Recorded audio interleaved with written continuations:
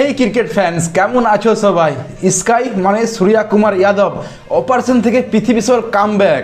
Jio হটস্টারে 1 billion views থেকে মানে যেটা লাস্ট 30 বছর ক্রিকেট ইতিহাসে হয়নি সেটা করে দেখিয়েছে ওয়েস্ট ইন্ডিজ। ক্রিকেট জগতের সব খবর নিয়ে চলে এসেছি খবরের ইয়র্কার এপিসোড 8-এ। তাহলে চলো শুরু করা যাক। ডিজিটাল স্পোর্টস ব্রডকাস্টিংয়ে এক বিশাল খবর, জিও স্টার নাকি আইপিএলের জন্য 1 বিলিয়ন দর্শক পাওয়ার বোল্ড টার্গেটটা পূরণ করে ফেলেছে। এক ইভেন্টে সঞ্জয় গুপ্তা যা বললেন, আমরা অনেক ফ্যানকে এক ফ্যান হিসেবে দেখি না, বরং প্রায় প্রতিটা ফ্যানকে অনেক ফ্যান হিসেবে দেখি। এক এক ফ্যান এক এক সময় এক এক ডিভাইস আর এক একভাবে আমাদের কন্টেন্ট দেখে। এই নতুন কৌশলটা যে দারুণ কাজ করেছে তা ভিউয়ারশিপ দেখেই বোঝা যাচ্ছে। কি বললাম ভাই, তোমরা বুঝে নিও।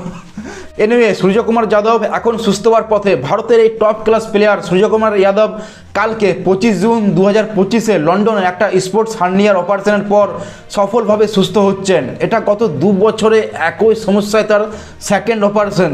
ভালো খবর হলো অপারেশনটা সফল হয়েছে এবং আশা করা যাচ্ছে প্রায় 2 মাসের মধ্যে তিনি আবার মাঠে ফিরতে পারেন।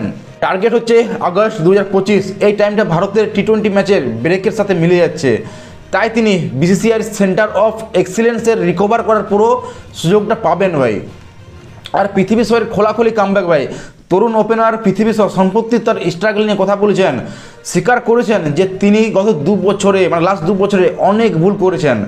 নিউজ 24 স্পোর্টসে বৈরব ভোরার সাথে খোলাখুলি এক আড্ডায় তিনি বলেছেন যে তিনি ক্রিকেটে সময় দেওয়া বন্ধ করে দিয়েছিলেন এবং কিছু বন্ধু তাকে ডিস্ট্র্যাক্ট করেছিল।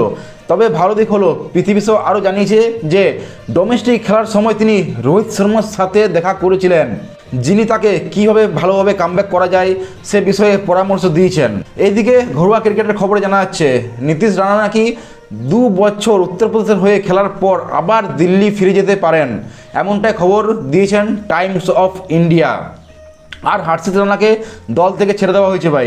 ফাস্ট বোলার হর্ষিত রানাকে ভারতীয় দল থেকে রিলিজ করা হয়েছে। স্কোয়াডে কিছু ছোটোখাটো ইঞ্জুরি কনসার্নের জন্য তিনি ব্যাকআপে ছিলেন, যা এখন সলভ হয়ে গিয়েছে। আর টি20 বিশ্বকাপ 2024 শেষ হলো ভাই, আলোচনা এখনও চলছে। রোহিত শর্মার সেরা টি20 ইনিংস। ভারতীয় ক্যাপ্টেন রোহিত শর্মা বলেছেন যে টি20 বিশ্বকাপ 2024-এ অস্ট্রেলিয়ার বিরুদ্ধে তার 92 রানের ইনিংসটা এখনও পর্যন্ত তার সেরা টি20 ইনিংস। এছাড়াও রোহিত শর্মা বলেছেন খুব বেশি মানুষ অক্ষর প্যাটেলের ইনিংস নিয়ে বেশি কথা বলেন না, কিন্তু সেটাই গেম চেঞ্জার ছিল। ওই স্টেজে 31 বলে 47 রান করাটা খুব ভাইটাল ছিল এবং আমাদের একজন প্লেয়ার দরকার ছিল যে পুরো ইনিংসটা খেলবে, আর বিরাট কোহলি সেটা দারুণভাবে করেছে। এনিওয়ে, ঋষভ পান্তের ঐতিহাসিক রেকর্ড ভাই। ঋষভ পান্তের সময়টা দারুণ কাটছে, সে একের পর এক রেকর্ড করে যাচ্ছে, একের পর এক রেকর্ড ভেঙে যাচ্ছে।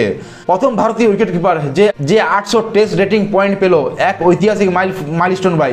ঋষভ পান্ত প্রথম ভারতীয় উইকেট কিপার ব্যাটসম্যান যে টেস্টের ইতিহাসে 800 রেটিং পয়েন্ট অর্জন করলো। আইসিসি টেস্ট ব্যাটসম্যান র্যাঙ্কিংয়ে তারা এখন 801 পয়েন্ট, টেস্ট র্যাঙ্কিংয়ে 7 নম্বর উঠে এসেছে। এই দারুণ পারফরমেন্সের কারণে ভাই ঋষভ পান্ত ব্যাটসম্যানের র্যাঙ্কিংয়ে 7 নম্বর উঠে এসেছে, যা বর্তমান ক্রিকেটের সেরা উইকেট কিপারের মধ্যে হাইয়েস্ট র্যাঙ্কিং। এদিকে England legend fast bowler Stuart Broad for the love of cricket পডকাস্টে বলেছেন, সত্যি বলতে আমি এত বড় এন্টারটেইনার আর দেখিনি।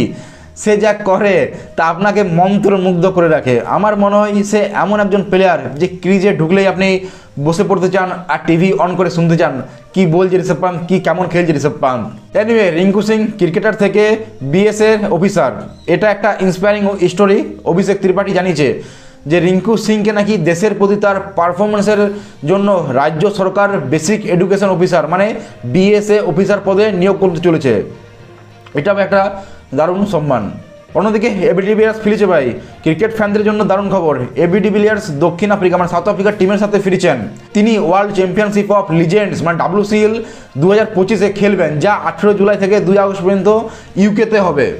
WCL 2025-এ 15টা লিগ ম্যাচ হবে, সেমিফাইনাল 31 জুলাই এবং ফাইনাল 2 আগস্ট এজবাস্টনে হবে। ইম্পর্টেন্ট ম্যাচগুলোর মধ্যে 18 জুলাই ইংল্যান্ড বনাম পাকিস্তান এবং 20 জুলাই ভারত বনাম পাকিস্তান হবে। AB de Villiers South Africa Champions ট্রিপের ক্যাপ্টেন হবেন, যা টুর্নামেন্টকে ভাই আরও জমিয়ে তুলবে। আর বারবাডোসে অস্ট্রেলিয়া আর ওয়েস্ট ইন্ডিজের টেস্ট ম্যাচটা ভাই পুরো জমে গিয়েছে, একদম পুরো জমজমাট। প্রথম দিনেই 14টা উইকেট পড়ে 14টা উইকেট। ওয়েস্ট ইন্ডিজ তাদের প্রথম ইনিংসে মাত্র 47 রানে 4 উইকেট হারিয়েছে। তারা এখনও অস্ট্রেলিয়ার থেকে 123 রান পিছিয়ে আছে। দিনের শুরুতে অস্ট্রেলিয়াকে মাত্র 180 রানে অল আউট করেছিল ওয়েস্ট ইন্ডিজ। গত 30 বছরে ওয়েস্ট ইন্ডিজের বিরুদ্ধে তাদের এটাই সবচেয়ে কম প্রথম ইনিংসের স্কোর। আর এই টেস্টে আলোচনার কেন্দ্রে ভাই একজনেই, সেটা হচ্ছে সামার জোসেফ। সে একাই ভাই অস্ট্রেলিয়ার টপ অর্ডারকে পুরো নাজেহাল করে দিয়েছে ভাই, সত্যি মানে এখন পর্যন্ত 12 ওভার বল করে মাত্র 25 রান দিয়ে 4টা উইকেট নিয়েছে। স্যাম কনস্ট্যান্ট, উসমান খাওয়াজা আর ক্যামেরন গ্রিনকে আউট করেছে সে। এটাই সত্যি একটা দারুণ ব্যাপার, দারুণ একটা স্পেল ছিল। যদিও তার বলে গ্রিন আর খাওয়াজার ক্যাচ মিস হয়েছিল, কিন্তু ভাই সে হতাশ না হয়ে নিজের কাজটা করে গিয়েছে। সামার জোসেফের এই পারফরমেন্সটা জাস্ট ভাই একটা দারুণ মানে পাগলামি টাইপ ছিল। দারুণ বোলিং করলো ভাই। সিয়ালসের 5 উইকেট নিয়েছে, সিয়ালসও 5 উইকেট নিয়েছে, বাট যেভাবে ভাই জোসেফ বল করলো সেটা দারুণ ছিল। এনিওয়ে, এজ বাস্টনে দ্বিতীয় টেস্ট হবে ভারতে ভেন্যুতে, জানো ইতিহাসে একটিও টেস্ট জেতেনি। এটা ভারতীয় দলের জন্য এটা একটা বড় চ্যালেঞ্জ হবে ভাই।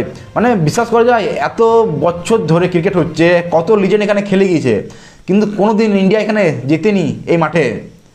কি বলবে তোমরা এই ব্যাপার নিয়ে কমেন্ট করে জানাও। আর ভিডিও ভালো লাগলে লাইক সাবস্ক্রাইব করে দিও। দেখা হচ্ছে পরবর্তী টেক কেয়ার, সি ইউ।